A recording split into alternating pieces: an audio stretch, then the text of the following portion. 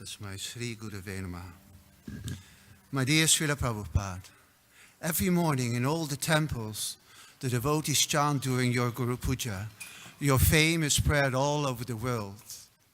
Through the distribution of your books on this planet, more and more people have come to know your name. A few weeks ago, I was speaking with a man, and during our conversation, he said that he had a Bhagavad Gita. When I asked him, whose, he answered, Srila Prabhupada's. And now, with the release of Yadubha's and Vishaka's Hare Krishna documentary, more people will come to know of your endeavors to spread Krishna consciousness to the whole world. I hope, Srila Prabhupada, that during my life, you will be acknowledged by humankind for who you are and what you have done for them. That due to your books, Sanskrit words like karma, yoga, and mantra have become familiar words. More and more people have, if not becoming devotees, turned vegetarian and become interested in yoga and chanting. I hope that one day the whole world will recognize what you have done and your Vyasa-Puja day will become a public holiday. Srila Prabhupada ki! Hare Krishna. Now Her Grace David Ahiti.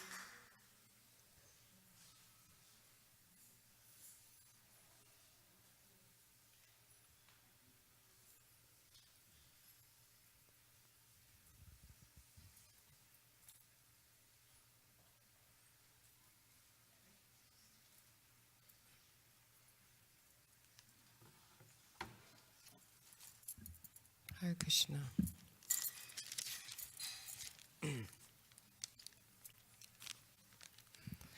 Srila Prabhupada, thank you for your mercy and blessings. We were wandering from so many lifetimes into total ignorance. Your teachings of our true nature will give us a chance to progress to a higher form. You are trying to elevate our consciousness by giving us a formula. Chant and be happy, you've said many times. So what is the difficulty? You wanted to make Brahmins, but you at least raised us to the human level. Praying at your soft lotus feet for forgiveness. Continue to guide me. That is my only hope. Engage me in your service. Please purify all my defects. Only by your mercy can I make any advancement. You gave us everything, beautiful temples, a storehouse of knowledge in your books. Your mission continues through your potency. Many sincere followers are joining you now. Please continue to guide us through Maya's dark veil. On this day, I beg for your mercy upon this useless fallen soul. Please allow me to once again see your golden form. How can I be a worthy servant? I beg, please, please engage me in your service, lifetime after lifetime. Thank you.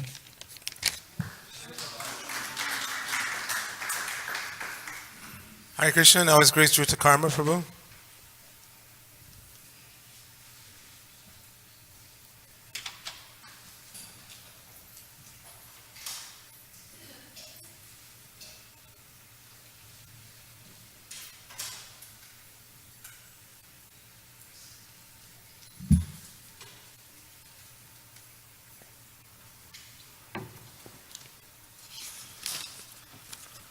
Nama Om Vishnu Padaya Krishna Prastaya Bhutale Srimati Bhaktivedanta Swami Niti Namane Namaste Saraswati Devi Gauravani Pracharane Nirvishesha Shunyavadi Pashtata Deshatarane. Dear Srila Prabhupada, please accept my most humble obeisances at your divine lotus feet. All glories to your divine grace on this most auspicious day of your appearance in this world. On your appearance day each year, I search for some words of yours that strike me as particularly meaningful. Here are some words you spoke to your disciples and followers in Los Angeles in 1971. Quote, "So your responsibility is very great. I am old man 75. A few months after, I'll be 75, so I can pass away at any moment. But the legacy which I am giving to you, you have to execute. That's your duty. And you have to create so many sincere devotees who will go from village to village, town to town, and establish center. Center is required. Just like here in Los Angeles, we are trying to establish a nice center. So Krishna has given us the opportunity. We have got a very nice place, such a nice temple, such nice devotees, sincere workers. Such kind of temple and worker is required everywhere. But it is not at all difficult. It is not at all difficult that you are experiencing. I came here empty-handed, just gambling. That's a transcendental gambling. I thought, let me go and take a chance. There was no possibility because as soon as I'll say the 4 restrictions, all of them will go away. But Krishna is so kind that he has given me the assistance of so many nice boys and girls. So I am very much thankful to you that you are helping and cooperating. So Krishna will bless you, and my Guru Maharaj will be very much pleased upon you. So you continue this cooperation. Don't stop. That will be good for the whole human society as well as for you personally. So, Srila Prabhupada, thank you for taking a chance on accepting me as your disciple. I pray that in cooperation with your disciples and grand disciples, I may live up to the responsibility, the legacy, the duty you have given to me. Your servant, Dhruta Karma Das. Hare Krishna. Before the next speaker comes, I'm sorry, but the temple president has informed me that he did want the Vyasa-san over here. We're going to keep speaking from here, but I just need to move the Vyasa-san back because it'll be easier for the offering later on. That's why he moved it. So if I can have 2 guys, just help me. Sorry about that.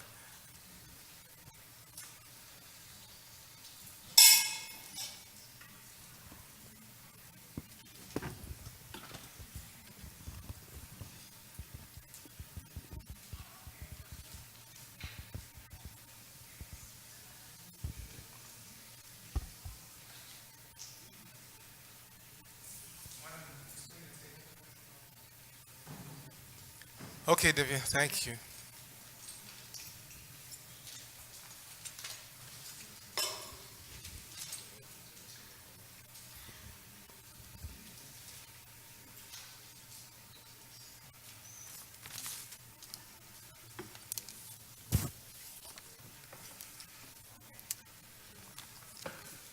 So on this auspicious day of your appearance, I offer my humble obeisances to your lotus feet, and I wrote a poem. Where would my life be without you? I ask myself each day, where would my life be without you?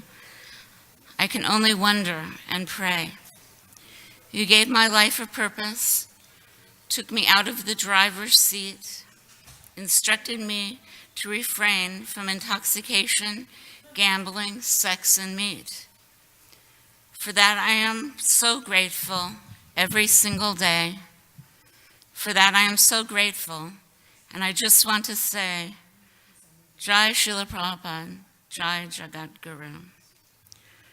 Where would my life be without you? Miserable, depressed, lonely, and discontent. Where would my life be without you? drowning in the entanglement of lust, greed, anger, and resent. You gave my life a purpose to develop love of God, directed my life journey so I wouldn't become a dog or hog. For that I am so grateful every single day. For that I am so grateful. I just want to say, Jai Srila Prabhupada, Jai Jagat Guru. Where would my life be without you, entangled in the material here and now? Where would my life be without you, working for temporary happiness like a donkey or a cow? You made my life a joyous song by teaching me the holy names. For without kirtan and japa, my life would not be the same. For that I am so grateful every single day. For that I am so grateful, and I just want to say, Jai Srila Prabhupada, Jai Jagat Guru. Where would my life be without you, most likely dead or thinking about how soon it could be? Where would my life be without you, still searching for a God to set me free? You taught me how to develop love, show kindness and compassion. You taught me about Supersoul and how to avoid reaction. For that I am so grateful every single day. For that I am so grateful. I just want to say, Jai Srila Prabhupada, Jai Jagat Guru. Where would my life be without you, bewildered and confused? Where would my life be without you, knowledgeless and abused? You gave me a reason for living, a reason for waking up each day. You gave me Krishna consciousness, and for that I must say, I am forever so grateful every single day. Jai Srila Prabhupada, Jai Jagat Guru.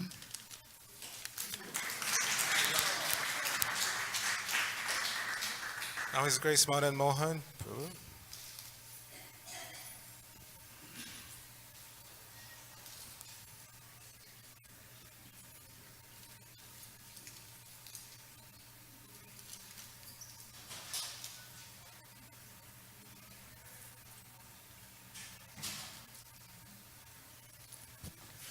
Hare Krishna. Nama Om Vishnu Padaya Krishna Prastaya Bhutale Srimate Bhakti Vedanta Swaminiti Namane. Namaste Saraswati Deve Gauravani Pracharne Nivasesha Sunyavadi Paschita Desitarne. Om Ajnana Timirandasya Jana Anjana Salakaya Chaksumeditanyena Tasmai Shri Gurave Namaha. When I think of all the different mantras that we say, I have to come to the conclusion that these two, Nama Om, Namaste, these two mantras are the most powerful for me. I say them when I wake up, I say them when I go to bed, I say them before everything, when I see the deities. It's only by Prabhupada's mercy, by your mercy, that I'm offering obeisances to you, and that allows me to see everything, acharya vam purusho veda, that one who has an acharya who's guiding him, then he can understand things as they are. So before I hear Srimad Bhagavatam, I offer obeisances. At the end of Srimad Bhagavatam, I offer obeisances. So I've found that this sandwich of offering obeisances, this is what you've given me. Like in the Bhagavad Gita 6:7, it says that for one who's conquered the mind, the super soul's already reached. But who can do that? But simply by offering obeisances, the super soul's already reached. By getting the divine instructions, your divine instructions, none different from Krishna. And Srila Prabhupada, you've explained that there's the stairs and the elevator. So simply by offering obeisances, the elevator door is opened. And the difference naturally between the stairs and the elevator, it's not your power that's lifting you up. It's your power, the divine grace, is picking us up very quickly. Millions of births it would have taken to understand anything that you've given us. So I thank you very much, Srila Prabhupada, and all glories to your grace. Hare Krishna. Hare Krishna. Now Her Grace Vrindavaneshwari.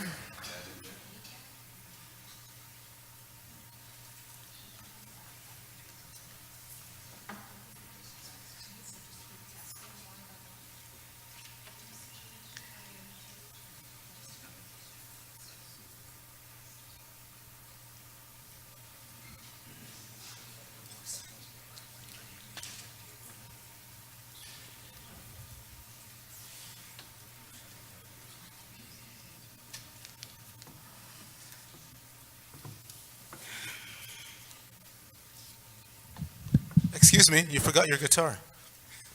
Huh? I'm just teasing you. I said, you forgot your guitar. Oh, thank you.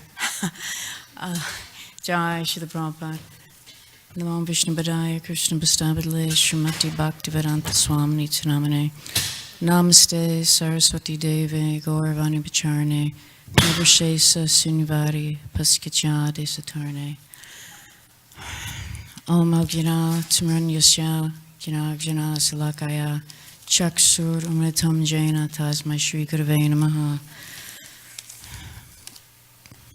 Prabhupada, thank you for the life you have given me. I have a little poem to offer. O Prabhupada, O Gurudev, my heart and soul you've surely saved. I came to you looking for truth. In return, you gave eternal youth. Your loving glance, so sweet and pure, lifted me up, feeling safe and secure, encouraging us to chant and dance, giving us hope to spiritually advance. I hope and pray to please you someday. Miracles happen when you show the way. Your blessings give such peace of mind, a refreshing change from the 9-to-5 grind. I feel your presence thinking of you, your warmth and love all through and through. Please help me, Prabhupada, you are my guide. You have opened my eyes, now I can't hide. Prabhupada, help me chant with sincerity. You have blessed us with bliss and eternity. Knowing the truth you have bestowed, a blessing truly I will always owe. Praying one day to see you again, playing the gong with mallet in hand. I pray for ever increasing faith. Let me remember your divine loving grace. Jai Srila Prabhupada, glories to you. Hare Krishna. Now His Grace Satyanarayan Prabhu.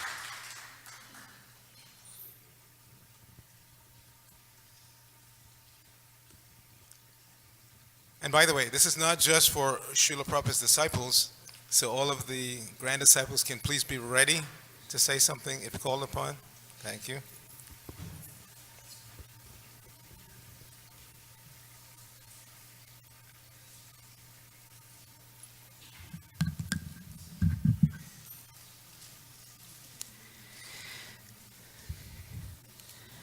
Nama Om Vishnu Padaya Krishna Prastaya Bhutale Srimate Bhaktivedanta Swamini Namane. Namaste Saraswati Devi Gauravani Pacharane Nirvasesha Shunivari Bhasjati Deshitarane Om Jnana Timbrandasya Gana Ganan Salakaya Chakshul Militam Jina Tasmai Sri Gurave Namaha. Srila Prabhupada, this offering is from your Far East, Middle East division of your Bhaktivedanta Book Trust. Dear Srila Prabhupada, please accept my humble obeisances beneath the dust of your divine lotus feet. All and infinite glories to your merciful divine grace. Srila Prabhupada, it seems that in order to write an offering about your true glories, we must first truly understand you. Yet this is innately impossible, as your true glories and eternal position will ever remain utterly inconceivable to us. We may use so many words, yet if we had to put it all into one word, whatever we say seems to always come down to this: You are amazing. Just how many times can we use this word, this concept, in relationship to you? The answer, of course, is unlimitedly. Lord Krishna himself describes in his great Gita that this is just what we jivas do in regards to the soul.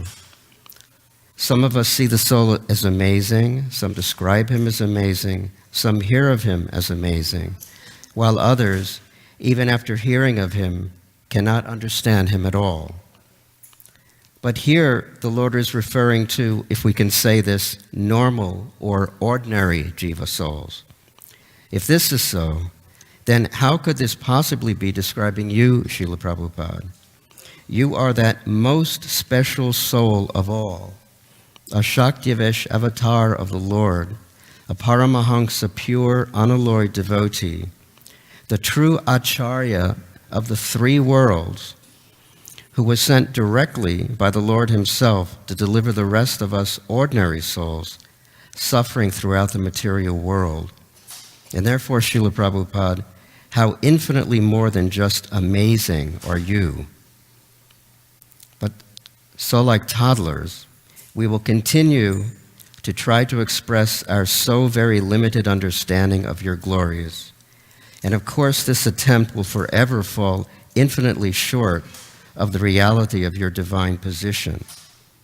You, who so mercifully came to this sad and temporary world from another realm, a realm of eternal sweetness, just to save us and bring us back to our real home.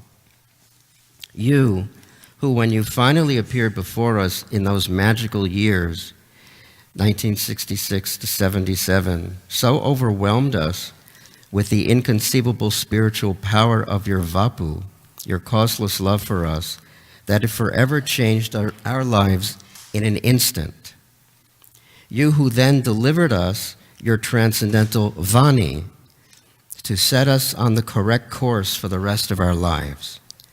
And you who continue to inspire us to distribute those same pure teachings to others, no matter who or where they may be. And now, wonderfully, by your divine grace, we see Muslims in traditional dress dancing blissfully along with Harinam parties worldwide and grasping tightly onto your books translated into their own beloved Arabic language. Book distributors are very excited and are sending us images and incredible Sankirtan stories now from all over the world, which can be seen at our BBTFEME Facebook page. Srila Prabhupada, we hope, we beg, and we pray for your divine blessings so that this miracle may only increase more and more. Please allow us to be an instrument in your divine lotus hands. All glories to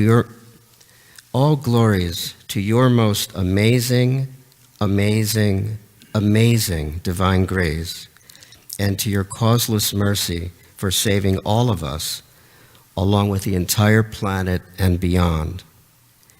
Thank you, Srila Prabhupada. Hare Krishna. Hare Krishna. Hare Krishna. Thank you, Prabhu. Now His Grace Gauridas Pandit.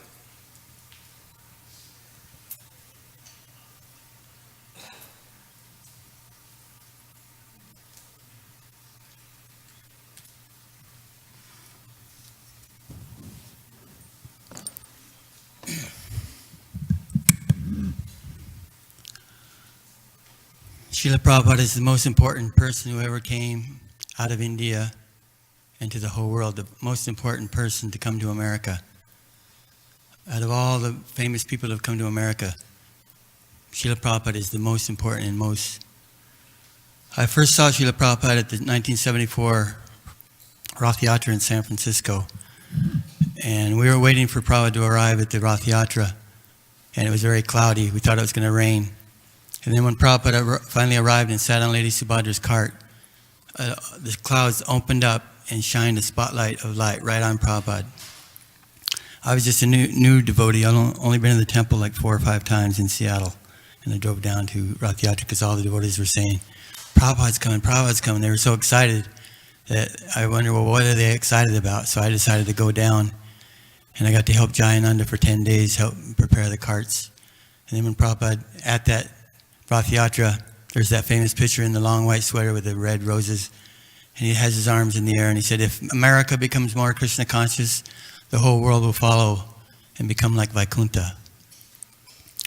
So I ended up actually joining the movement the next day, and with Radha Damodar party. And then we went to Atlanta where Srila Prabhupada was for Bhaktisiddhanta's appearance day. And so we got to go into Prabhupada's room in Atlanta, 30 brahmacharis, and we all had vests and Prabhupada hats. And Minikaitana Ramdas, he made a Prabhupada hat for Prabhupada. But when they put it on Prabhupada, it was too small, and it was sitting on top of his head. It looked funny. So we were laughing, and Prabhupada was laughing. But Minikaitana Ram wasn't laughing. He was very devastated that the hat didn't fit. So Prabhupada told us, if you remain brahmachari, you'll go back to Godhead 100%. If you get married, 50% chance. So of course, if you get a good husband or good wife, you'll go back to Godhead. But it depends on your following. He said, if you study the 7th chapter of Bhagavad Gita, you'll be a very good preacher. 7th chapter is very important. Prabhupada, we didn't see him play the mridanga often, but in Atlanta, we were there for about a week. He played the mridanga so nicely, and on Bhaktisiddhanta's disappearance day, he gave a lecture where he had us laughing and crying. Prabhupada cried at one point. He was so intense, we were on a spiritual roller coaster. Later on, I got to go to India and join Prabhupada's personal service in 1977. One of the main things I did was fan him in the garden every morning for like 2 hours in the garden with the chamra. And sometimes I had to pray to Krishna for strength because the chamra is heavy and India can drain your energy sometimes. So I had, Krishna, please let me worship your pure devotee. And so one day there was a fly, Prabhupada's eyes were shut. He used to chant japa with a fountain going. He loved the gardens. This garden here in Los Angeles, he said, was one of his favorite places on earth. So I hear that there's going to be a better structure built for Prabhupada in the near future. And so that's going to be a nice thing. So he chanted japa in the garden, and he was chanting his japa, and his eyes were shut. But when the fly landed above his lip, I took my finger and I tried to get the fly to move away from Prabhupada's lip. And he kept coming back. I guess he wanted the nectar of Srila Prabhupada's lotus lips. And so finally Prabhupada opened his eyes and he said, you are fanning around the world, but you can't get the fly off my face. Give me that chamra. So he took the chamra. I was very puffed up because I used to be a pujari in Vrindavan, and I did all the fancy motions. And so I thought, I got this service because I'm the best chamra fanner in the world. And so that's what I was thinking. So when Prabhupada took that chamra and he said, do like this, and he brushed it right across his face, it made me realize that devotional service isn't just for show. It's a practical thing. So a lot of things happened in Vrindavan. I don't have that much time. I'll just spend a few minutes. His daily routine is, I used to take care of his recording equipment, and I'd set it up at night, or before night, upstairs on the roof, because this was the summertime, April to July. So I'd set his recording, then I'd have to sit there and watch it, because otherwise sometimes the monkeys would jump on the roof and steal something. And so I had to stay there until Prabhupada came up. So one day I was reading Srimad Bhagavatam, waiting for Prabhupada to come to the roof. He would come up right after sunset, because it was so hot during the day. And so when Prabhupada, we had to carry him in a rocking chair. He couldn't walk anymore at that time in 1977, in the last year. So Yasodhananda usually was one of the ones that carried him. He was a big staunch sannyasi. And there's a circular stairs that go from the Prabhupada's garden in the back of his house up to the roof. So we'd have to carry him up there. So they carried Prabhupada in, and I was a little surprised because he came a little early. So I put the Srimad Bhagavatam on his desk and did my obeisances. And Srila Prabhupada, he said, what are you reading? I said, it's your Srimad Bhagavatam, Srila Prabhupada, 4th canto, part 4. And he smiled so big, even though he was sick and not eating, he was fasting. Even though he was weak physically, he smiled so big. And he said, this is very good. He's reading in his spare time. This is very good. And so of all the service I did, it seemed that pleased Prabhupada the most, reading his books. When a new book would come, Prabhupada got very excited.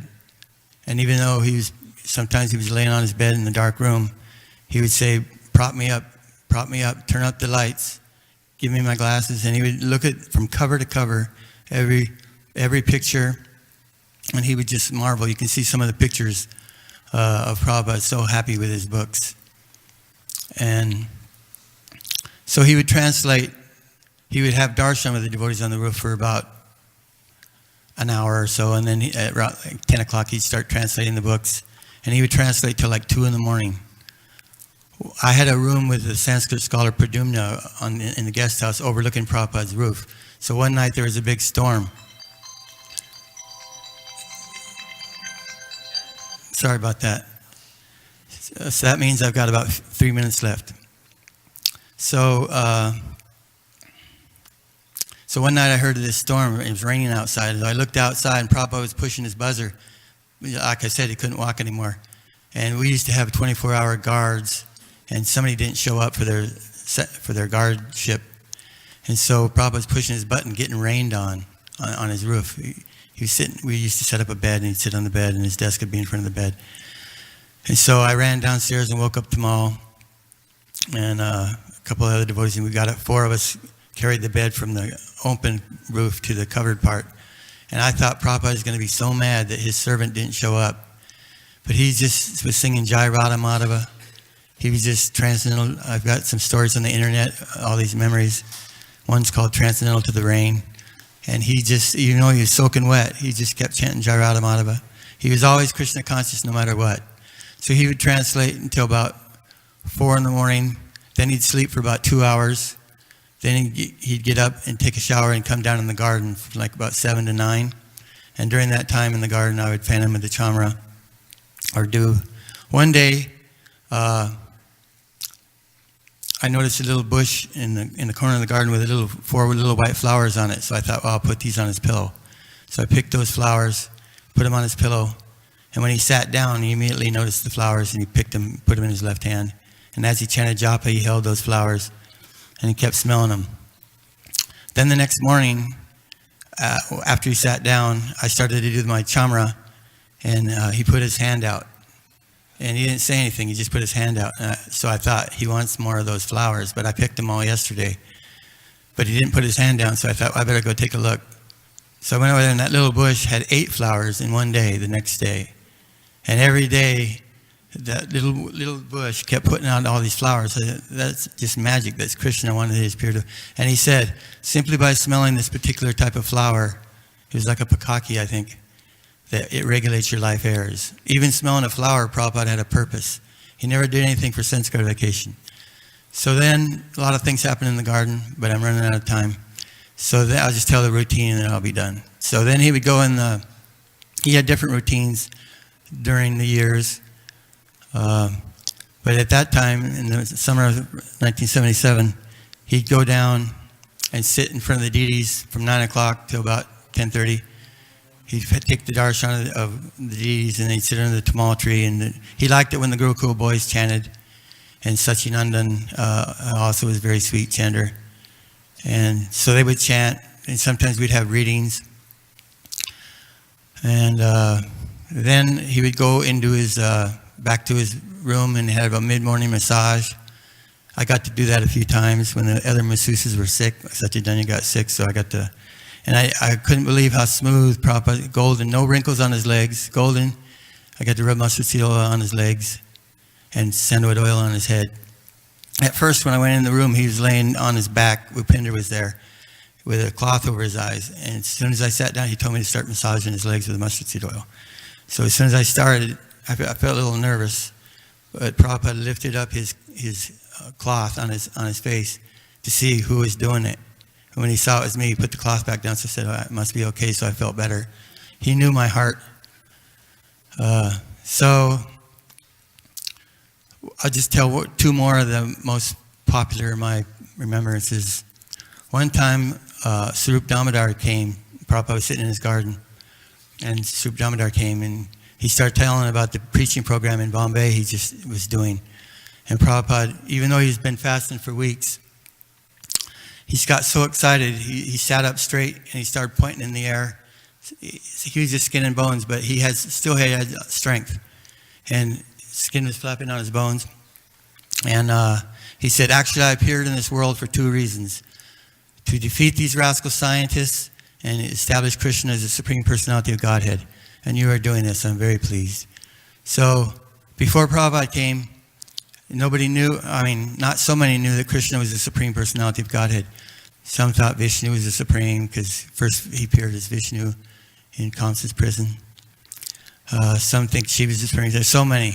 And Prabhupada is the one that made it clear and set down the law books for the next 10,000 years that Krishna is the Supreme Personality of Godhead.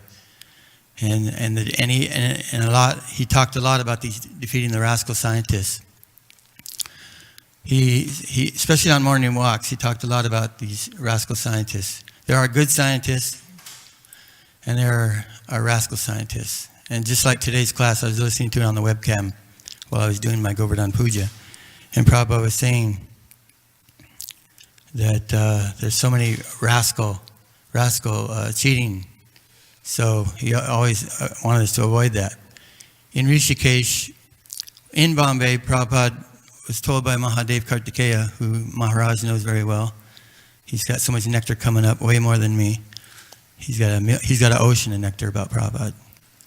So the other pastime, I'm getting a little spaced out here, but the last pastime I'm going to tell is, so we did the Nirjala Ekadasi Menu Pindra. I was 23, and by the time it was like 10 o'clock at night in Vrindavan, 100 degrees in June, we could barely stand up. I used to have to water Srila Prabhupada's mats on his house to keep the inside of the house cool. So every hour I'd go out with this low-pressure hose and spray the mats in 100-degree temperature. But he still liked it when I read the books more. And so the next day after, even though Prabhupada wasn't eating, we'd still make a plate for him and bring it to him and try to get him to eat.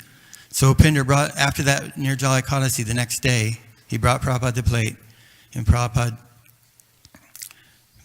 he waved it on. He said, distribute. And Upinder said, Prabhupada, how is it? We're young boys and we fast for one day. We can barely stand up. Here you've been fasting for weeks. How do you do it? He said, I am living proof that the soul is not dependent on the body for subsistence, but rather the body is dependent on. I am living proof that the body is, I got mixed up. I am living proof that the soul is not dependent on the body, but the body is dependent on the soul. So it was amazing that Prabhupada, everything he did, everything he said was so amazing, like Prabhu was saying. So anyway, I've gone too far. Thank you so much. All glories to Srila Prabhupada. Her Grace Kapalatika.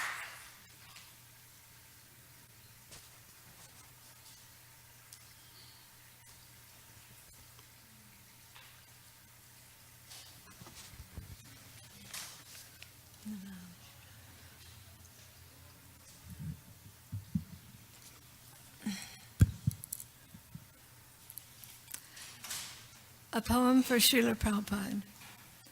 My dear Srila Prabhupada, I offer my most humble obeisances to you, the most munificent spiritual master and Jagad Guru.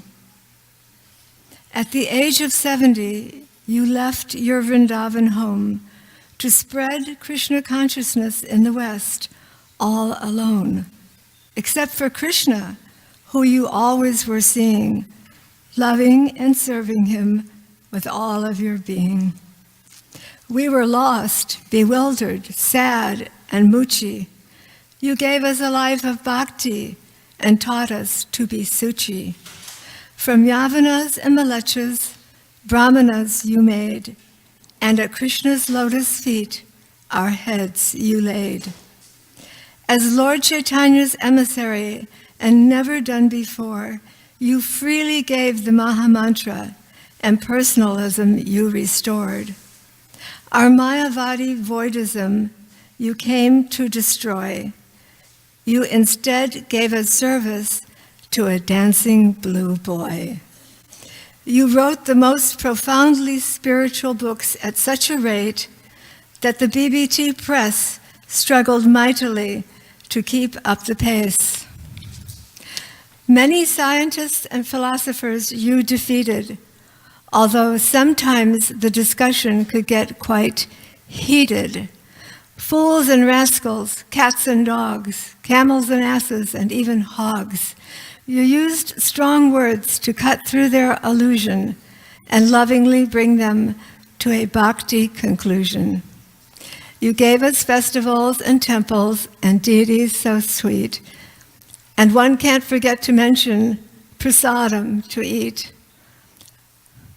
But above all else, you gave us love like never before, and it ignited our souls to serve you more and more. My loving Guru, I still feel your presence in my life in every way. You guide and enliven me throughout each day. But Srila Prabhupada, we miss your physical presence on this planet and wish that even for one more day with you could be granted. Hare Krishna. Jai Prabhupada. His Grace Jai Jagadish Prabhu.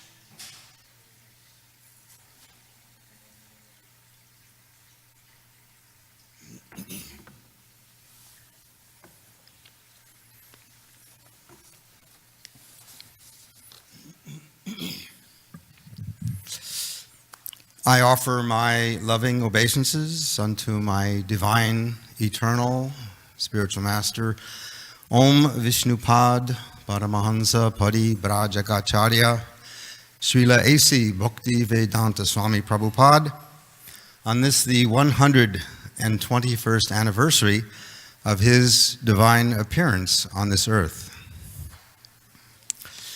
Bhakti means love, but not ordinary love. Every morning we sing in our Guru Puja, Prema Bhakti Yaha Hoiti Avija Vinasa Jati. I found a translation of this stanza that reads as follows: by developing pure love for him, the spiritual master, all darkness is destroyed. Now, I always assumed that Prema Bhakti in this verse referred to our developing pure love for Krishna. But according to this translation anyway, it refers to developing pure love for our spiritual master. And what is the result? By so doing, all darkness is destroyed. How many people have you crossed paths with in your life who, by loving them, all darkness is destroyed? And of those you can think of, how many sacrificed their comfort and ultimately their life so that you could attain eternal divine love? It's probably not a very long list, right? Srila Prabhupada wrote in a letter, "You do not see the true form of the spiritual master."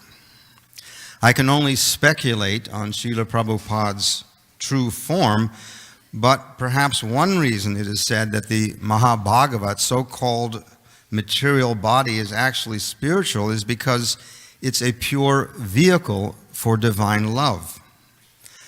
By voluntarily agreeing to take on a physical body, the Uttama Adhikari uses it as a lightning rod vessel to communicate and propagate the highest form of love of God.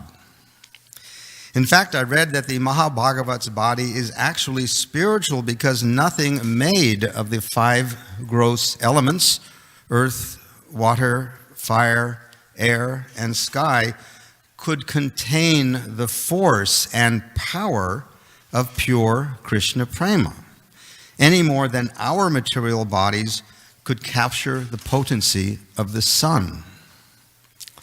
I had personal interactions with Srila Prabhupada about 12 times, and each was singular and unforgettable.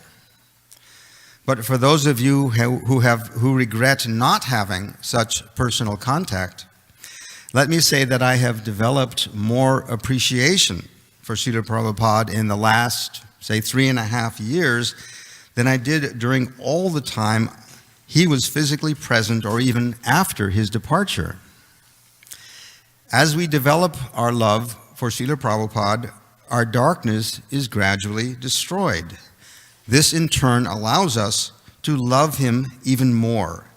It's a never-ending upward spiral.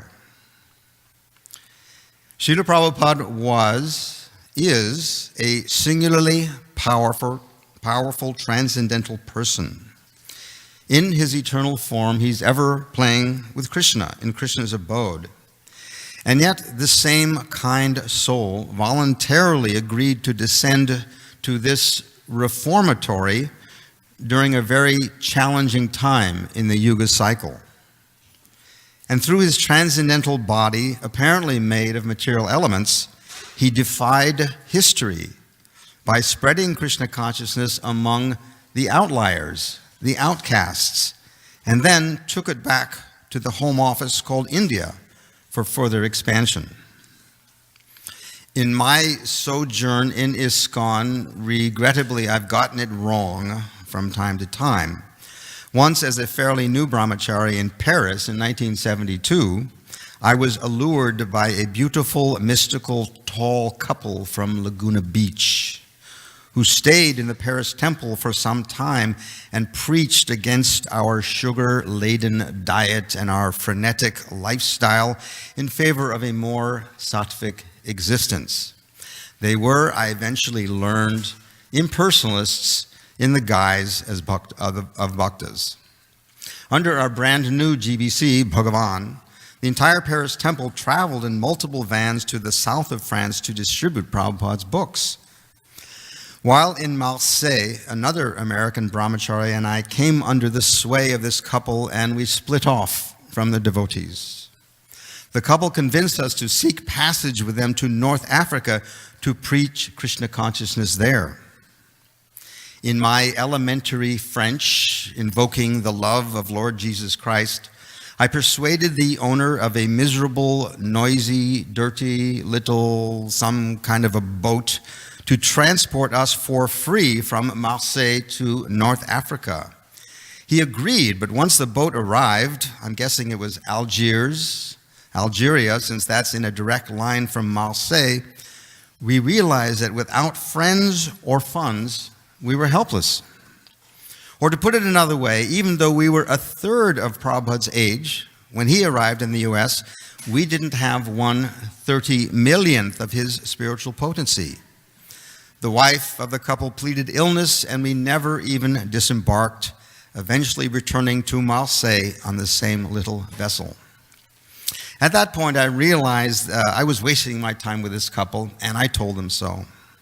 So I hitchhiked alone from the port of Marseille to the city itself in my ragged saffron dhoti, but not before I spent a full night lying in a ditch by the highway in the sticky summer heat, fully covered by my sleeping bag because millions of mosquitoes were trying to eat me alive. I didn't sleep a wink.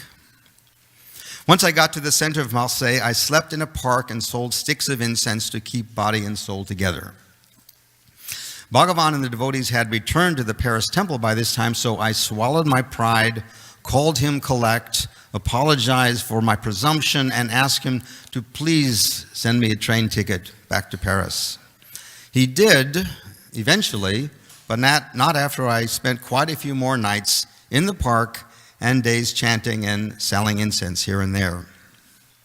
When I arrived back in Paris by an overnight train, Srila Prabhupada was due to arrive there in just a few days. Having been away a couple of weeks, I shaved up again and dove into helping prepare the temple for Prabhupada's arrival. Now, normally when Prabhupada arrived at a temple, there would be a Maha chanting party to greet him. Instead, by Krishna's arrangement, there was just Jaya Jagadish. And even that was by accident. In fact, when Prabhupada entered the small front garden of the temple in Fontenay-aux-Roses, hedges provided complete seclusion, and I found myself alone with my spiritual master, full of guilt and remorse. As soon as I saw him, I fell flat on the ground and prayed for his forgiveness and his understanding. When I got up on my knees, there was Srila Prabhupada's face just a foot or two from mine. And he was smiling broadly, looking deeply into my eyes. At that moment, I sensed that he knew me completely and forgave me utterly. The date of his arrival in Paris was July 20th, 1972. I was 23. Back to my earlier point, how many people have you crossed paths with who are both empowered and willing to provide unconditional love and complete forgiveness? Srila Prabhupada was such a person, and I was the recipient of his love and his forgiveness on that occasion and on others. In fact, I think it's an ongoing process. So while direct initiation may provide a particular link to Srila Prabhupada, I ask you this. How many of us who did receive initiation from him have strayed from the path, occasionally or long term, including myself? Who knows, a couple thousand or more? And at the same time, how many tens or even hundreds of thousands of devotees who have not been initiated by Prabhupada have never strayed? You see my point? Srila Prabhupada, Shaktivesh Avatar, Senapati Bhakta, founder acharya, prolific author, revolutionary teacher, compassionate leader, Srila Prabhupada is for all, for everyone, as long as his books are in print and as long as people are sincerely seeking Krishna. Srila Prabhupada's potency, his reach, so to speak, is not limited to one generation. It's omnipresent and available to all. To put a limit on Srila Prabhupada's potency, on his presence, essentially, is to put a limit on Sri Chaitanya Mahaprabhu's mercy, for the two are non-different. I'm feeling especially blessed to be in the presence of their lordships, of my god brothers and god sisters, of all the dearmost devotees of Lord Krishna and Lord Chaitanya and followers of Srila Prabhupada in this most blessed day, celebrating Srila Prabhupada's divine appearance and continuing presence on this earth, beginning in 1896 and continuing for thousands of years to come. Thank you kindly for listening. Hare Krishna. Haribo. Thank you. Jai Jagadish Prabhu. Her Grace Kriya Shakti.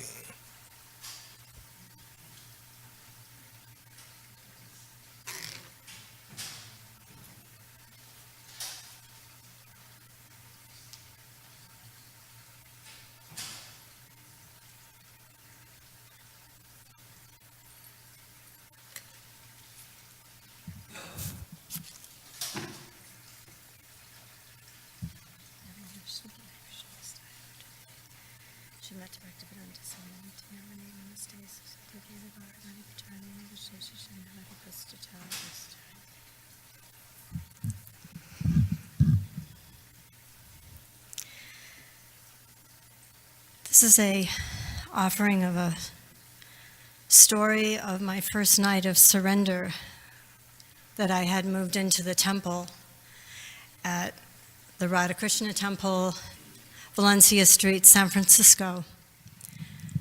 This temple, before it was a temple, was a mortuary. A little bit of history. It's stated in the Shastras that places of death shouldn't be temples, but Srila Prabhupada, as we know, broke so many rules to bring Krishna consciousness to the West and to establish centers. So this is my offering with a memory of that first night. As I lay my head on my sleeping bag bed, the cover of which was strewn, was stitched on patches from national parks I had trod, seeking God, picking flowers and looking down into valleys. Exciting to know what tomorrow would hold in this new and strangely familiar world, filled with incense aromas and ringing bells and barefooted savants counting prayers with bowed heads. I contemplated my surrender that first night, alone in a bombed-out basement. Once a house of death was now a house of the Lord. And through the darkness, the long blasts of a conch shell roared past like a freight train, come to take me home. The arms of slumber wrapped around me, pulled me under, then upward, and led me to a window with a view that looked out into eternity. And there you stood, full of mercy and grace, overflowing with love, rich in compassion, my Lord and Master, sent from above. Like a mendicant king bearing a scepter rod, dressed in silken saffron robes, wearing soft canvas shoes, you presented your goodness to me, who had volunteered to serve in the dream and take you on a morning stroll. With a regal air, you boarded the astral Volkswagen Bug as if it were a chariot of gold. I held open the door. Your scepter rod pointed upward through the open sunroof of the car and pierced the azure sky. To World's End we drove. That's where I decided we'd go. One of the prettiest places that I know. It's a nature reserve across from Boston Harbor, the place that I later learned you first touched down, where the Atlantic Ocean is tamed by a bay, and it was there that we walked, God's goodwill messenger and I. The staff in your hand was now a cane that swung forward with each step again and again. Our path traced the shoreline where the waves gently lapped, rising and falling, as if making obeisance at your two lotus feet. And then you stopped, pointing to the waves with the tip of your cane. You spoke the following words. Just as you can't count the number of waves that arrive at the shore, you can't count the number of Krishna's pastimes. And then it was o'er. And this was where we parted. The vision window was closed. But you left me filled with bliss and a transcendental treasure and words that I'll never forget. Many years later, I was turning the pages of the divine books you penned for those who hunger and thirst for eternal truth, and I came across this verse. From the teachings of Lord Chaitanya, chapter 8, the avatars. Thus, his, the Supreme Lord's activities, are just like the waves of the Ganges River. Just as there is no limit to the flowing of the waves of the Ganges, there is no cessation of Lord Krishna's incarnations in different universes. And again, Srimad Bhagavatam 2:646. There are innumerable incarnations of the Lord like the waves of the river flowing in and out. And again, Srimad Bhagavatam 3:20-25, purport. In the Bhagavatam, Srila Prabhupada states, in the Bhagavatam it is stated that as the waves of the sea cannot be counted, but appear and disappear continually, the incarnations and forms of the Lord are innumerable. Srila Prabhupada, you are gracious beyond measure, compassionate to the lost, distributing life-giving treasure to the one and all, when on Krishna's holy name we call. Thank you, Srila Prabhupada, for everything that you've given us. Thank you. Now, as usual, we are in this situation where we have exactly 1 hour left. We have a hard stop for the Pushpanjali at 11:45. I have 10 speakers, including His Holiness Giriraj Swami. So 10 into 60 goes 6. If you can make it less than that, thank you very much. 6 minutes maximum.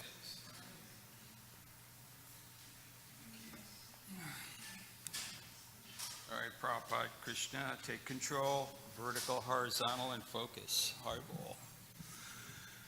So,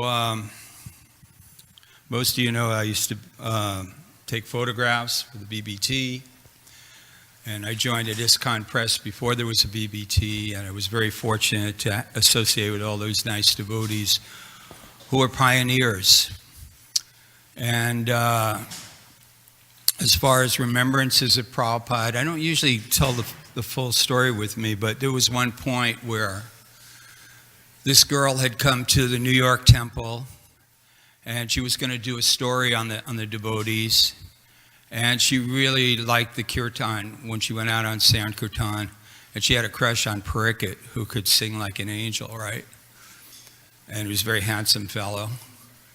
Anyway, she had a really nice camera, a Nikon camera, which at that time was kind of top of the line. And what happened is she wrote an article, and in the article it said that, there was one devotee who was more interested in my camera than me. So, of course, Jayadvaita accused me of being that devotee, but there were a few other photographers there at the time. And it wasn't me.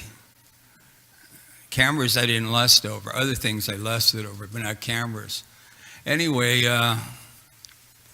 but still, I felt guilty in some way. I don't know why I felt guilty.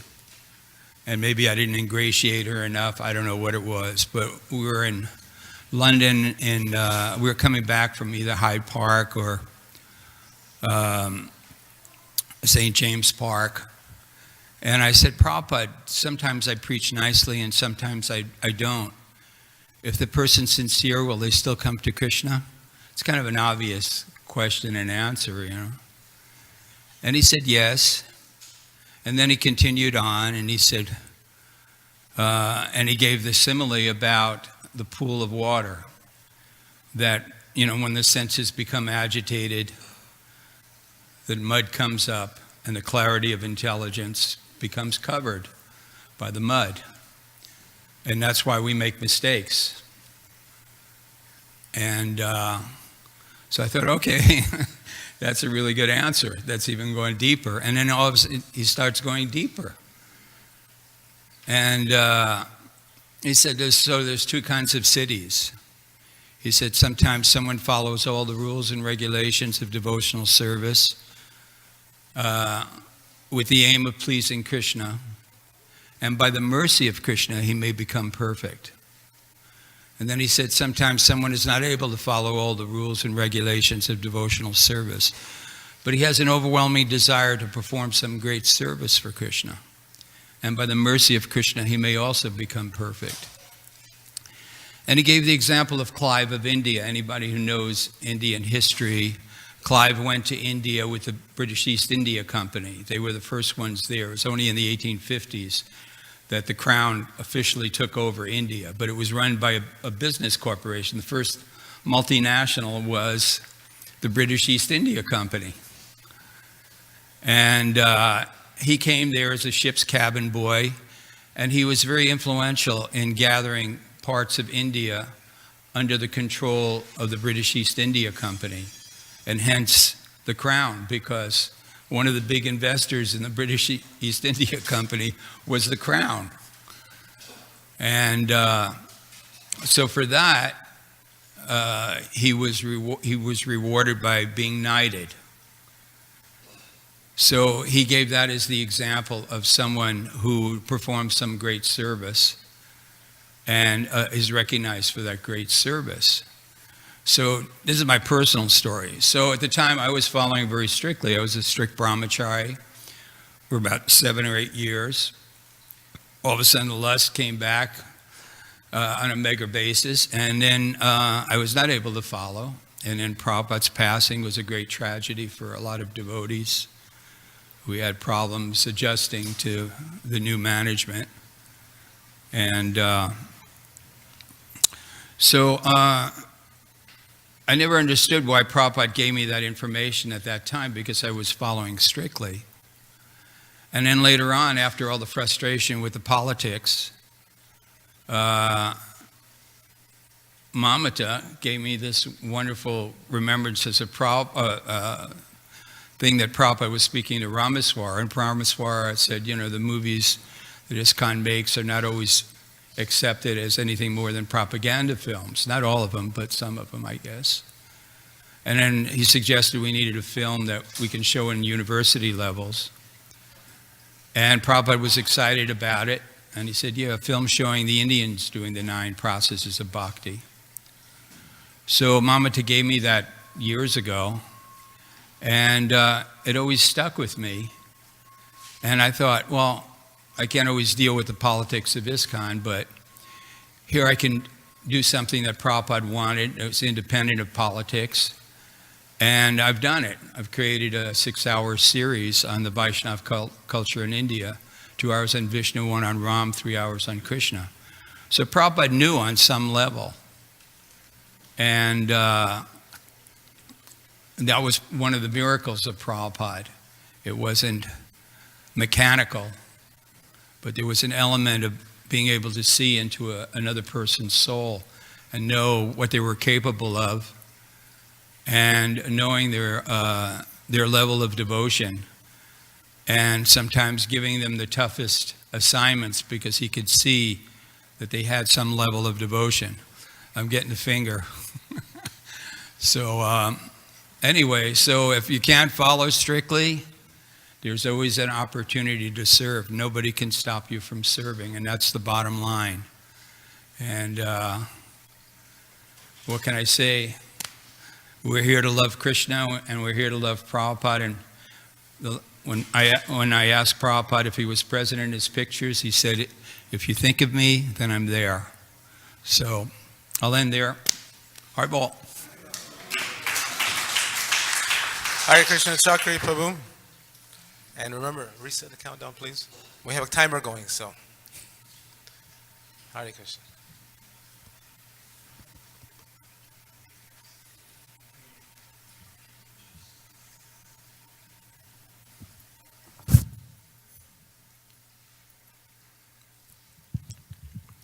Dear Srila Prabhupada, please accept my humble obeisances at your divine lotus feet. By regularly hearing from you, specifically your lectures and conversations, I'm realizing how great you really are. The Lord came as Sri Chaitanya Mahaprabhu to give what no incarnation had given for a very long time, the sublime mellows of pure love of God, pure love for Krishna. You are the deliverer of that divine message for the whole world. You fulfilled the Lord's prophecy that his name would be heard in every town and village. Krishna sent you and empowered you to fulfill his mission. You are not an ordinary person. There is no one like you, Srila Prabhupada. Your appearance in this world is very rare. You have all the qualities to deliver Krishna in full to us. You presented Krishna consciousness in such a way that people all over the world could understand it and surrender to Krishna. You had complete knowledge of all the scriptures, and you were able to quote almost any verse you needed. You can remember all the important verses in our philosophy. This is a very great feat at such an advanced age. We knew that you knew Sanskrit, but how could you remember so many verses? You must have practiced and studied a long time in preparation. Also, the examples that you use to illustrate our philosophy are very powerful. By hearing them, people could understand Krishna consciousness and become convinced. You had a divine intellect which enabled you to preach Krishna consciousness to anyone. You were fully empowered to defeat the sins of Kali Yuga, and your mission has been a great success. You taught us one simple truth: to love Krishna is the central point in Krishna consciousness and the goal of life. You gave us real life and dispelled our impersonalism, voidism, and atheism. You taught us how to attain the highest happiness in life. Thus, you have given us the greatest gift. I am truly humbled to have had the opportunity to have your association and be your disciple. I'm trying to hold on to your lotus feet. I pray to remain under your shelter and to assist you in your divine mission. Srila Prabhupada, I'm begging to remain your servant and help you in your mission. Srila Prabhupada ki jai. Thank you. Hare Krishna. Her Grace Pavani, Devi Dasi. And please watch the finger. I'll indicate when there's 1 minute left.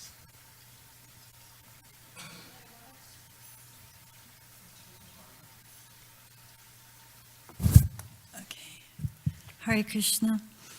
My husband, Mrigendra, just came back to our apartment about an hour ago, and he brought with him the Vyasa-Puja book that Subhas was passing out to all the devotees.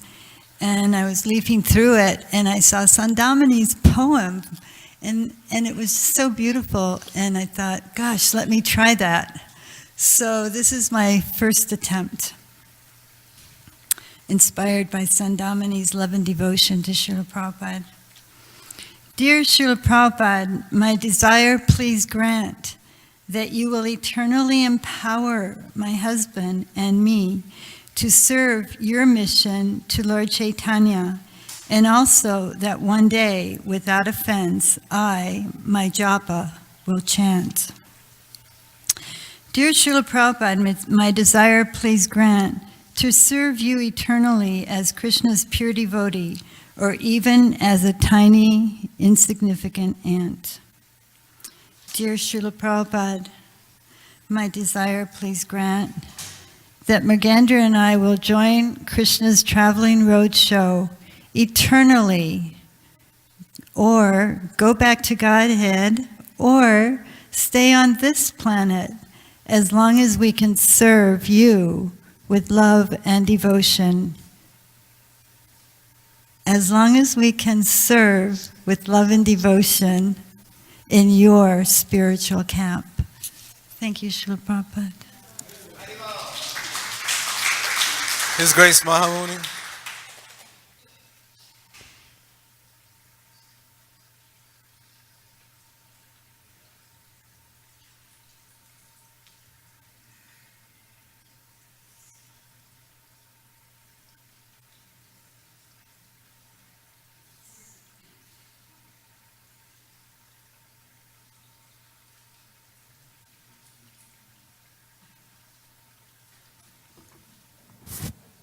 Hare Krishna. I generally hesitate to speak on this occasion because even though I like to pose myself as a tough guy, these occasions I become very emotional. Can you raise the mic a little bit? Yeah. Anyway, it's difficult for me to express myself, so I thought I would just do like Gauridas did, speak of some of Prabhupada's pastime. I want to thank all the devotees first for speaking so nicely. Once I was a Radha Damodar bus leader, and Prabhupada came to New York in 1976 for Rath Yatra. And we were told by our authorities not to come to the Rath Yatra. It's confirmed. We shouldn't go, but we went, right?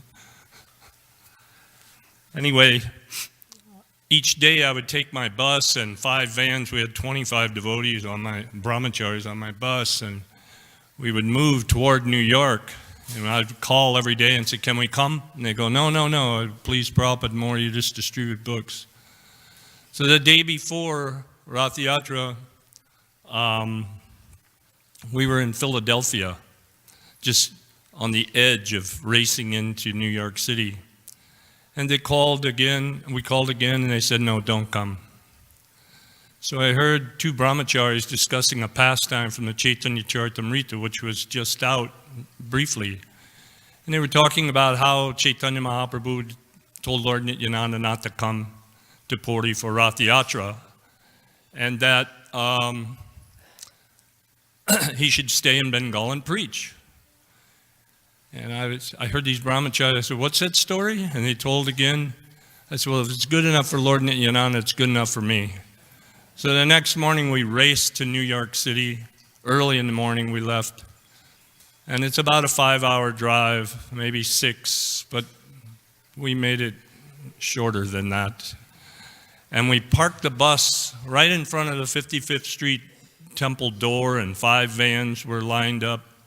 And then we tried to sneak into Prabhupada's Bhagavatam class, but 25 brahmacharis don't sneak anywhere, it's just, so it was, but Tamal Krishna Maharaj, he was in charge of the program, and he saw us come in, you could see on his face this displeasure. So I kind of kept my head down and just listened to Prabhupada speak. And so when Prabhupada finished, we were walking out of the temple, and Prabhupada saw the bus parked in front of the, Hare Krishna. He saw the bus parked in front of the temple door. And he said, "Oh, the buses are here." And Tamal Krishna Maharaj said, No, only that one, Prabhupada. Prabhupada said, "Why?" And he said, "Well, we thought it would please you more to distribute your books, and so the boys are out distributing books." Prabhupada said, "No." He said, "Just like in a military parade, they put all their tanks and all their trucks and all, we should put all of our buses and all of our vans behind Jagannath and show our strength on Fifth Avenue."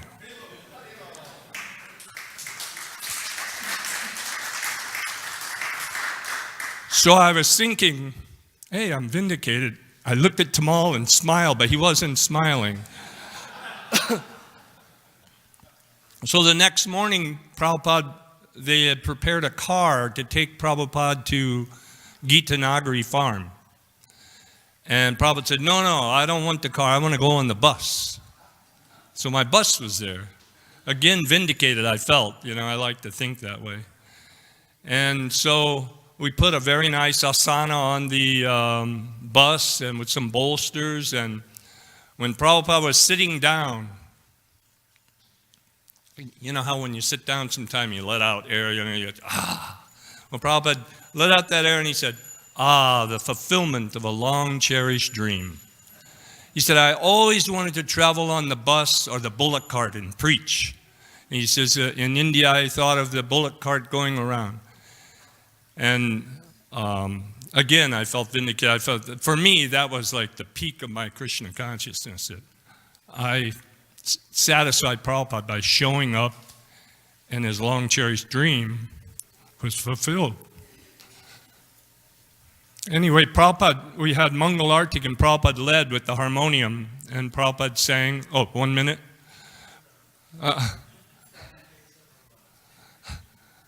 Prabhupada led Mangal Artik, and he sang for us, and then he sang a few bhajans on the bus. And the bus is very intimate, they're only so wide. So everybody's crowded in. We had like 8 or 9 sannyasis, and I was being punished by Tamal because he kept saying, go check and see if the driver's okay. I said, driver's okay. He does it every day. He's all right. This is an opportunity. I don't get that opportunity to be with Prabhupada. And so we were checking on, I went out, checked on the driver, and we had what's called a CB radio, where you could talk to the truckers and see what the traffic was. So Vakreshwara Pandit Prabhu was my driver at that time, and he was talking on the CB radio. And Prabhupada said, what is that? Because we opened the little door, went out into the driving cabin, and then closed the door. And Prabhupada said, what is that? They said, Prabhupada, he is on the radio. Prabhupada said, there's radio, you have radio program? And, he was thinking he was going to speak on a radio. You have radio program? And they go, no, Prabhupada, they look for the smokies. And they said, smokies? And he said, the police, the highway patrol, they talk to the truckers and see how fast you're going so that you don't get a ticket. Prabhupada said, But Prabhupada was very concerned about the driver. He kept saying, did the driver get prasadam? Is the driver okay? And so then I said, okay, maybe Tamal's right, I should check on. But Prabhupada was concerned. And so they served fruits to Prabhupada. All the sannyasis said, give Prabhupada fruits. He wants fruits. So Sunanda Prabhu, he was the cook on the bus at that time, and he brought out a nice plate of fruits, and he'd cut up, and Prabhupada said, "No pakoras?" It was breakfast time, and he said, "No pakoras?" So Sunanda went in and he cooked pakoras for Srila Prabhupada and brought out the pakoras, and Prabhupada took prasadam. And then he laid down on the asana. He took a little nap right there. It was so nice to be that intimate. I had never seen, like some people got the massage, Prabhupada, some people, I didn't have that intimacy. And so for me, I wanted to sit there and just watch him enter into this other place, And Tamal kept saying, "Go check on the kitchen, see if the cook's okay." I'm the cook is okay. He would send me here and send me there. He would never let me just sit down and watch Prabhupada. And the bus is only, so big. But he could go there. I said, "They're okay. They do this every day." So when we got to Gita Nagari, it was amazing how Srila Prabhupada knew everything about farming. We went around the wheat field with Parmananda Prabhu. He was the president at that time. And they took wheats, and Prabhupada, he knew what kind of wheat it was. He would discuss the wheat. He discussed the cows, the milking. He knew everything about farming. And it was nice. And I know my time is up and I'll stop. But I was just thinking of these pastimes.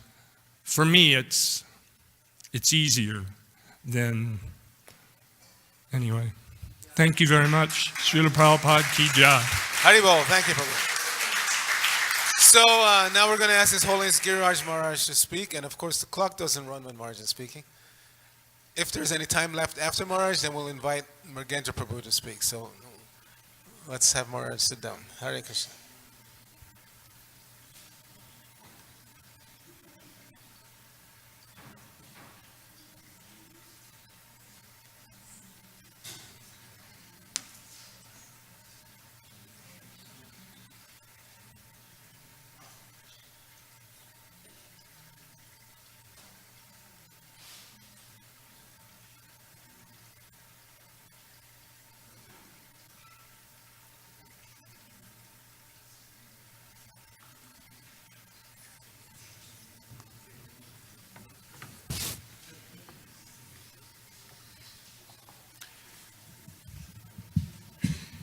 Hare Krishna. Listening to these offerings has been very illuminating and encouraging. I'm learning so much about different aspects of Srila Prabhupada that I hadn't heard about, and also different aspects of his devotees' appreciation of him. So I'll read my offering, or begin to read it at least. It's somewhat long, but it may be interesting to you because it shows Srila Prabhupada's interaction with a young girl at Hare Krishna land in Juhu between the ages of 6 and 12. That was her association with Srila Prabhupada. And what a tremendous impact that association had on her.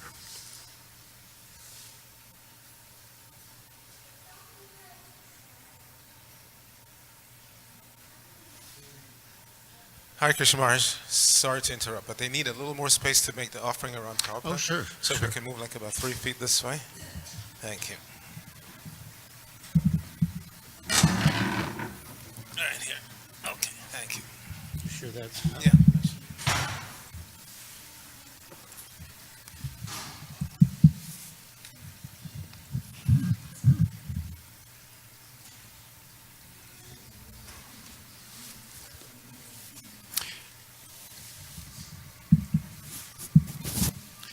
Dear Srila Prabhupada, please accept my humble prostrated obeisances in the dust of your lotus feet.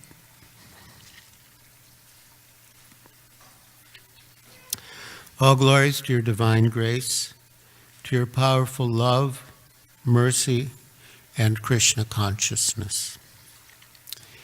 Last month, your spiritual granddaughter, Smriti, baby warrior, we used to call her baby. Her parents would call her baby because I guess she was the youngest of 3 children. Now Shravanadasi lost her son in a tragic accident at the railroad. When I wrote to offer my condolences, I was wonderstruck by her reply. Quote, this is her writing to me. Thank you for your kind blessings and prayers for our son Nrsimha Guru. Due to the mercy of Srila Prabhupada, we are all blessed with our journey in Krishna consciousness. In such a situation, all we can see is Krishna's hand and how he orchestrated the whole incident. This is a mother speaking about her son's death. Though it is the most horrific thing I have experienced, I am at peace as I see the Lord in it. 22 years ago, Srimati Radharani put 2 beautiful Vaishnavas in my lap, twins. And now she has asked for one back. I can only be thankful for those 22 years with him. I am proud that he was strong on his devotional path. He had just finished his disciples' course and gotten his recommendation letter and was daily chanting a chapter of the Bhagavad Gita and Srimad Bhagavatam. The morning of the accident, he had been chanting his japa. So by Srila Prabhupada's grace, he was in good consciousness. I am proud of his accomplishments, and now that his karma here is over, he has progressed to serving Srila Prabhupada elsewhere. I was touched and moved by her beautiful letter, by her Krishna consciousness and her sublime realizations of your glorious, powerful mercy. Sri Chaitanya Charitamrita, Madhya 19:132 states, when the personal associates of Sri Chaitanya Mahaprabhu would hear the activities of Rupa and Sanatan Goswamis, they would say, what is wonderful for a person who has been granted the Lord's mercy. And now, that is how I feel about her. What is beyond a person who has received so much mercy from you? Smriti was born on December 28, 1965, and thus she experienced your personal presence from around the age of 6 to the age of 12. What happened during those years? How did you enter so deeply into her heart that even now, 40 years later, she is totally absorbed in you, in your love and mercy and Krishna consciousness? Smriti's parents, Shankar and Jailakshmi Warrior, were tenants on Hare Krishna land. Quote, I grew up on Hare Krishna land, she recalls. I was there before Prabhupada and the devotees came. I was one of the fortunate ones to get a lot of mercy from Prabhupada and the devotees because my mother and father did a lot of service. For some time, the devotees had only a hut to live in, or were living on the rooftops, and many came to our house for prasad or for our fan. On school days, they would come and lie down, and have the whole house to themselves. And when the devotees came when there was no school, it was like a big festival in our house. My mother was a good cook, and Prabhupada would have her make South Indian dishes. He liked idlis, dosas, vadas, and sambar. So every morning I would get a message to take prasad over to him. And rascal as I am, I used to wait for something in return. I had given idlis, but I wanted a sweet back. And he would tease me. He would give me back idlis. And I would say, no, I get lots of that at home. I want a sweet. So very early in life, I started grabbing all the mercy I could. He would tease me and offer me a piece of idli or vada. And I would say, no, I want the sweet on your plate. And he would wait there. Oh, and she would wait there until he gave it to me. Still, he would pick up the idli and offer it to me with an amused look in his eye, like, are you going to take it? But I was stubborn. I wanted that sweet, and that was it. Sometimes he would tease me to the extent that he would eat all the prasad while I was still waiting for my sweet.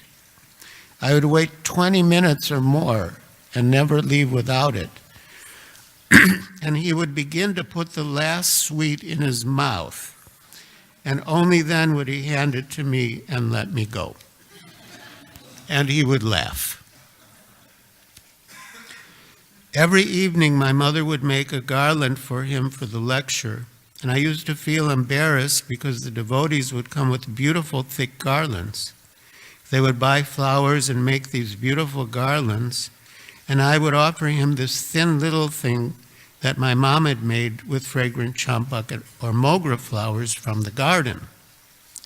But eventually I saw that Prabhupada would take the big heavy ones off and leave the thin ones on, and he'd smell them from time to time.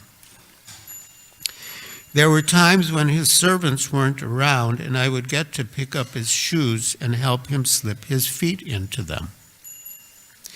In the temporary temple, Prabhupada would distribute prasad after his lectures, but after he gave me some, I would remain standing there.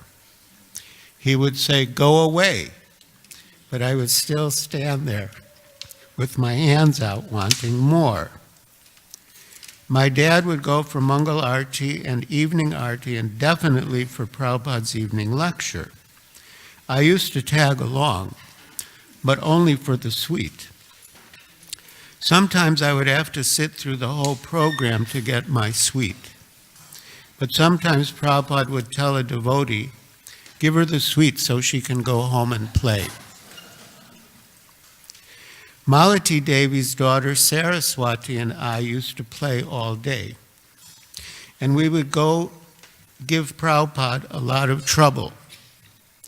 Because Malati was cooking, she would basically dump Saraswati at our house, and we were supposed to babysit her. But she and I would take off and do all kinds of mischief and get into trouble. We used to play upstairs. Prabhupada might have been resting, writing, or talking, but we were always up there doing something, and Prabhupada never took offense. He would always say, come, sit down. And Saraswati would sit on one side of his lap, and I would sit on the other side. One time we were up in Prabhupada's quarters running around and playing tag, or somehow just making a lot of noise. He called both of us and said, sit down. And he kind of hit us lightly on our heads to chastise us a bit.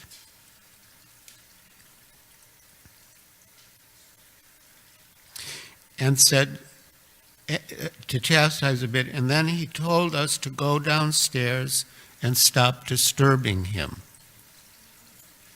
Saraswati was much bolder than I was because she was traveling with him. and she was allowed to get away with all kinds of things. Sometimes when I took his breakfast up to his room, there were no servants around. Everybody would be gone. I would look at his plate, and he would give me my sweet. But I would linger just in case something would be left over, maybe some more sweets. And so I would be there.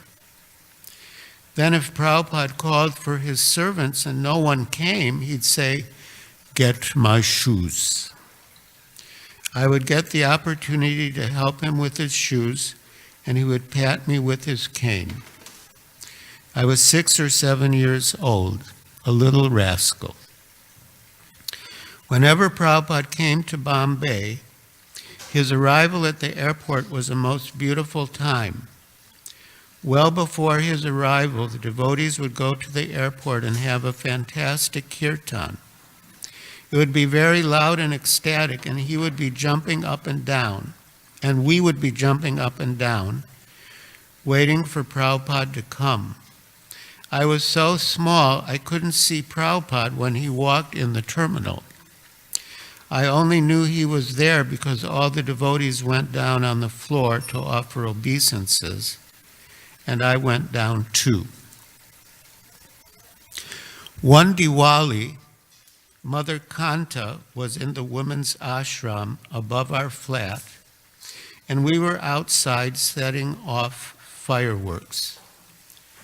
Diwali, in the Indian tradition, they set off fireworks, like our 4th of July. It was around 9 p.m., and I guess she wanted to take rest, but we weren't finished playing. So she started throwing buckets of water down on us. My brothers and I marched up to Srila Prabhupada's room. Chaita Guru caught us and said, "You can't go in there. He's resting." We must have made a lot of noise because Prabhupada called, "Let them in." My brothers went in and pleaded that we wanted to do fireworks, but Prabhupada said, "No, it's too noisy." So my brothers gave up and walked out. But I, the youngest, stood there and said, "But it's Diwali. We've got to break some firecrackers." Then Prabhupada said, "All right, until 10. But after that, no more." So we got permission and broke firecrackers. The next day, Mother Kanta came with a plate of Mahaprasad and apologized for throwing water on us.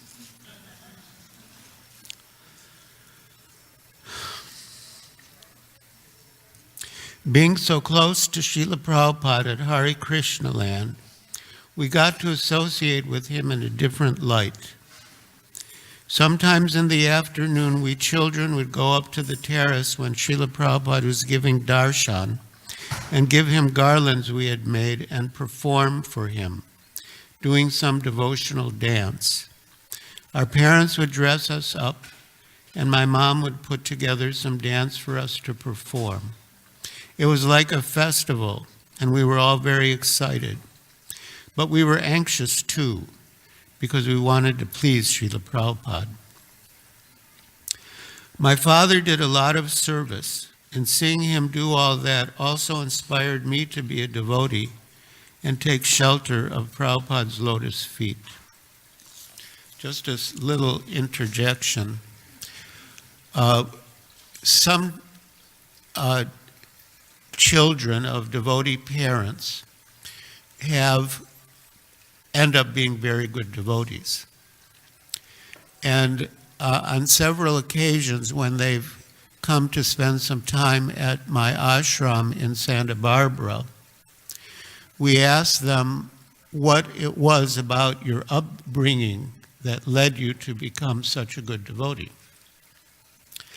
And they all said that our parents never forced us, but they showed us by their example. Our godbrother Shesha Prabhu from Alachua has 2 daughters, very nice devotees, and they all came to visit, Shesha Prabhu and his wife, Madhumati, and the 2 daughters. And Shesha Prabhu said, we never told them to do anything, but we did everything ourselves. We went to the morning program, we hosted devotees, we served them, we chanted our rounds, we read Prabhupada's books, we did everything, but we never told them to do anything. So I'm relating this to what I just read from Baby Warrior. My father did a lot of service, and seeing him do all that also inspired me to be a devotee and take shelter of Srila Prabhupada's lotus feet. In 1975, he passed away from cancer. 6 months before, the doctor said he didn't have much time to live, so he gave up going to work. He said there's no use of working for another 6 months.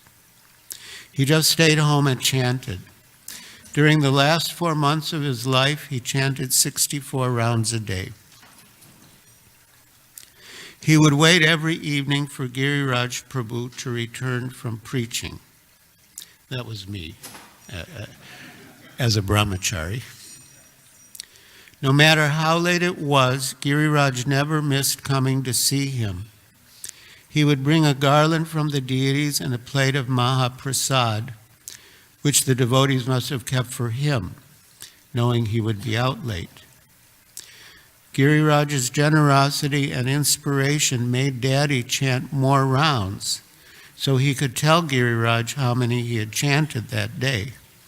And when Giriraj expressed his pleasure, Daddy's enthusiasm to chant more increased. In his last month, he sometimes chanted 80 rounds or more. When he passed away, the devotees came and did kirtan. I think it was all Prabhupada's mercy that my father took the essence of what Prabhupada had come for, to take us back to Godhead. He took that essence and realized that material things were not worth living for. So he just gave up everything and changed. Before he got sick, Daddy was at the temple like clockwork. He used to go to Mangal Arti and Guru Puja, and then he'd go to work.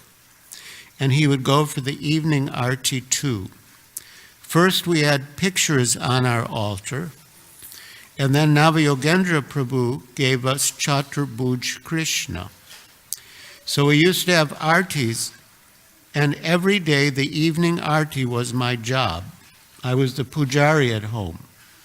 That was one thing Daddy had started at home, to have the evening arti. By 6, I had to be home to take a shower, and at 7, I had to do the arti. She's 10 years old at this stage. The night before my father passed away, he was really sick and he had to go to the hospital. But he said, no, until baby finishes the arti, I'm not going. So I came and did the arti, and he was breathing heavily. He was really sick. After the arti, he left for the hospital, and the next morning at 10 o'clock, he passed away. That was the last time I saw my dad. I did the arti, he gave me a big hug, and then he went, and that was it. If it weren't for Prabhupada, we wouldn't have been doing that arti. He taught us everything we knew.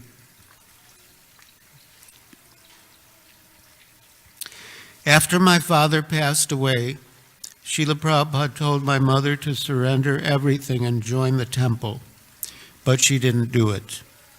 She said, no, let my children decide what they want to do, what their careers will be. And if they grow up and carry on, then I'll come. But she never did. That year, the devotees booked a whole train car to Vrindavan for the grand opening, and we were invited to come. The trip was wonderful, and when we got there, Prabhupada personally took my mom and our family around the whole temple, which was so beautiful. It was wonderful walking with him as he told us what was in there and what was going on. He was so merciful towards my mom and all of us. I can only be thankful for all the time and all the wonderful mercy he gave us. At that time, I didn't know it was mercy. I was just having a good time. But now I can realize I must have done something in my past life to have been so close to Prabhupada and to receive the nectar of his mercy. When I looked at Prabhupada, I didn't see him as a guru or a sannyasi or a swami. I didn't see that aspect of Prabhupada. All I knew was that he was very kind. I looked at him like a father, and so I wasn't afraid of him. I wasn't afraid to ask him something or ask him to do something. Because I would take him his breakfast every morning, I'd see him every day. Sometimes he would take a stick and tap me on the head with it, blessing me. If I helped him with his shoes, he would pat me on the head or do something like that. He was always very kind, especially with the children. And he always had a smile, no matter whom he was talking to. If he'd see you coming, he would smile and acknowledge you. Although you were a child, you were also a person. He would see you as a person, even though you were tiny. Not that you didn't exist. At the airport, everyone was there, but he would notice you. He might not say anything, but he would be with you. He would look at you and smile at you.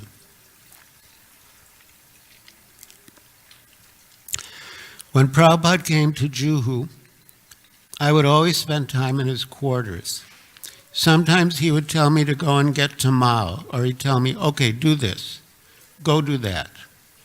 So many times he made me run here and there to do little things. I would hang out there because when Prabhupada came, that was the place to be. That was where all the action was. So I would always be there. Something or other was going on at all times. His cooks or other devotees would always be around, and the devotees were also very kind and merciful. Go do this for Prabhupada, they would tell me. Go to this place. Go give this to Prabhupada. A lady devotee would give me a rose to run up to him. So I would run up, and so I'd be there. And then the prasad distribution would come. Prabhupada would give out a big plate of prasad. Often it was fruit. I would get in line to get my fruit. The devotees would let me be at the front of the line. But I'd go back and back and back. I never really got chastised or reprimanded for anything. Prabhupada was always very kind to me. I think that's what helped me love him more and do more. When Prabhupada was sick and came back to Bombay in 1977, the devotees would hardly let anyone into his quarters. This is the end, almost the end of the offering and the end of Prabhupada's time in Bombay. When Prabhupada was sick and came back to Bombay in 1977, the devotees would hardly let anyone into his quarters. He was really ill, but I was not used to that. I was used to walking in at any time. So I came one evening, and they would not let me in. I had been bringing Prabhupada his breakfast, and he had been there for many days, but I still hadn't been allowed in to see him. So I just stood there crying. When Tamal Krishna Goswami came in and saw me, he understood the situation and said, okay, go ahead. He let me in and said, "Be very quiet. He's taking rest. Just go in and come out." So I went in, and Prabhupada was sleeping. And I stood there for a few moments. I was just standing there and looking at him. He was just lying there, and I didn't see him feeling the pain.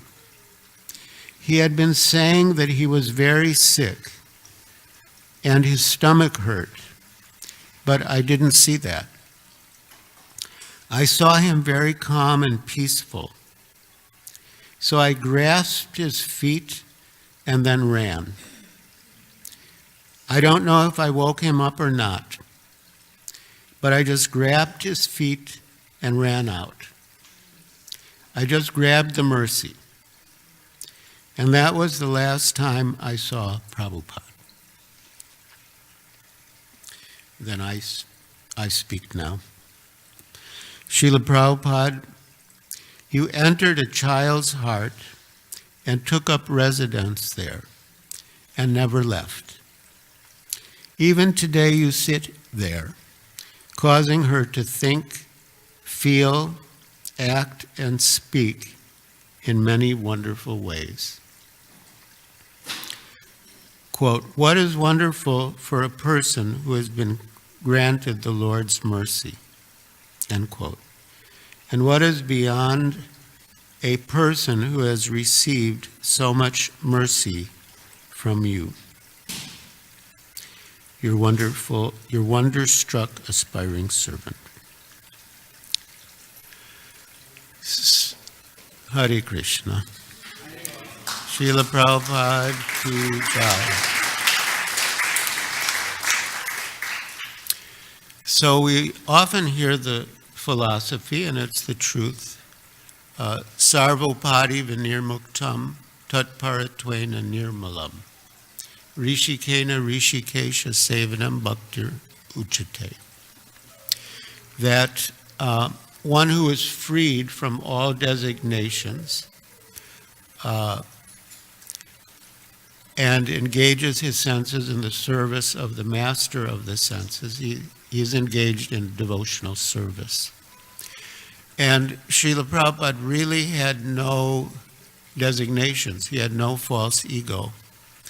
And that allowed him to reciprocate perfectly with everyone. It was just, he was truly the external manifestation of the Supersoul. He knew us as intimately as the Supersoul, it seemed. And he also said that the spiritual master gets unlimited intelligence from Krishna how to deal with the disciple. And Srila Prabhupada saw that spark in everyone, whatever body they had, whatever minds they had, and he would fan it. One man came to Juhu. He was maybe in his mid-20s. He was supposed to be some sort of scholar or PhD student or something. And he really looked like bad news, as we would say today. And so one of Prabhupada's disciples, Hansaduta, he was saying to Prabhupada, "You're just wasting your time with this man. He's not going to amount to anything." And Prabhupada replied simply, "That may be, but I want to give him a chance." And Prabhupada, he was determined to give everyone a chance. Whatever little spark was there, he would fan it. And as we've seen in the case of this child, whose only association with Prabhupada was from the ages of 6 to 12, he's entered so deeply in her heart. He's there right now.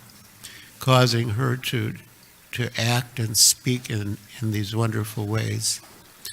And that it's true of everyone here to different degrees.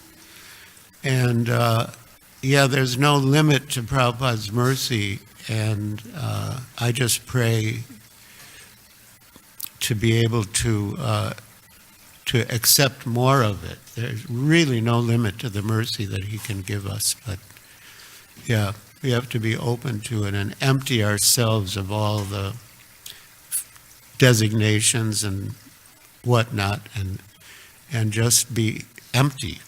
Just be empty beggars and accept his mercy. So thank you very much. Hare Krishna. Hare Krishna, thank you, Maharaj.